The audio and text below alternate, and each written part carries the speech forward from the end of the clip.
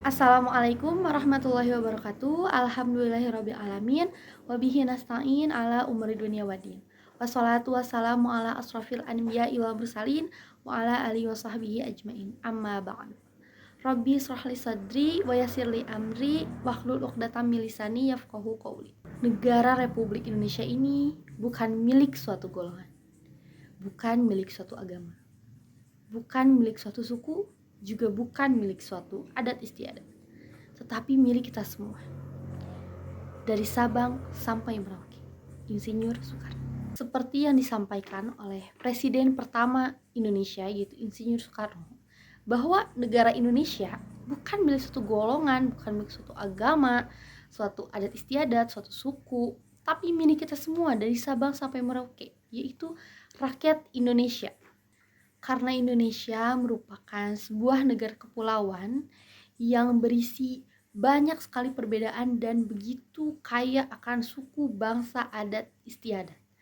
Maka dari itu, dibutuhkan suatu dasar yang dapat menyatukan kita semua. Disinilah peran Pancasila dibutuhkan sebagai dasar negara. Sejarah awal lahirnya Pancasila yang kita sebagai rakyat Indonesia memperingatinya pada setiap tanggal 1 Juni. Setelah bangsa Indonesia mendeklarasikan kemerdekaannya pada tanggal 17 Agustus 1945, PPKI mengadakan sebuah sidang pada tanggal 1 Juni 1945, dan pada saat itu Insinyur Soekarno mengenalkan sebuah kata, yaitu Pancasila, yang berarti 5 sila yang diambil dari bahasa Sanskerta. Pancasila ini diajukan oleh seorang teman dari Soekarno yang merupakan ahli bahasa. Pada saat rapat PPKI, ada 3 tokoh yang berperan mengemukakan isi pikirannya untuk dasar negara.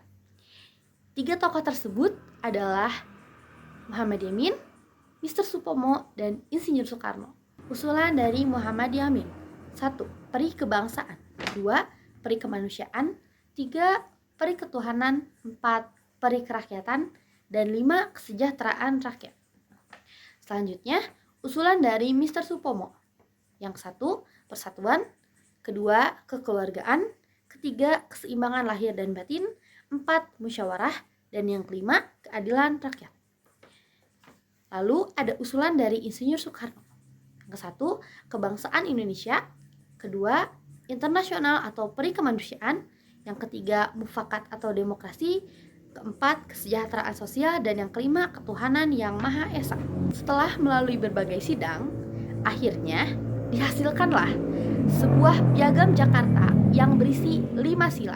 Tapi asal usulan dari Muhammad Hatta, maka sila pertama dari piagam Jakarta yang asalnya ketuhanan dengan kewajiban menjalankan syariat-syariat Islam diubah menjadi ketuhanan yang Maha Esa. Lalu 5 sila tersebut dimasukkan ke dalam pembukaan Undang-Undang Dasar 1945 yang kita kenal sebagai Pancasila. Seperti yang telah dijelaskan di awal bahwa Indonesia merupakan negara kepulauan yang memiliki banyak sekali perbedaan dan kaya akan adat istiadat dan budaya, maka diperlukannya dasar negara, yaitu Pancasila, yang dapat menjaga keutuhan negara Republik Indonesia ini.